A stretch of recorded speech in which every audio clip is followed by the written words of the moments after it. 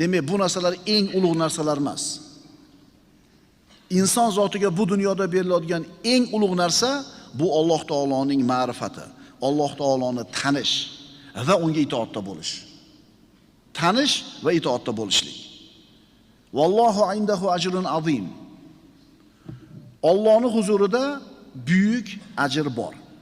Mana shu o'rinda ozgina mulohaza qilish kerak. Otasi oddiy bir ishchi bo'lgan bola, 6 yashar bola aytayaptiki, menda ko'p pul bor deyapti.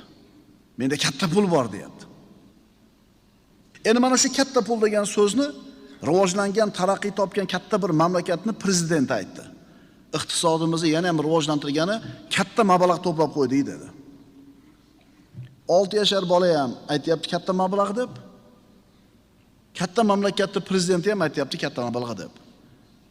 Qancha farq bor bu ikkala pulning o'rtasida? Haliga yosh bolani ko'zida 500 so'm ham katta pul. 1000 so'm ham katta pul. 5000 so'm ham katta pul. Endi boyaga prezident aytgan katta puli qanaqa pul bo'ladi? Milliardlagan dollar bo'ladimi-kan? Endi Alloh aytayapti. Allohning huzurida buyuk ajr bor deyapti. İnsanlar buyuk ajr deganda bu insonchasiga tasavvur qilinadi, insonlarning tasavvuri bilan o'lchanadi.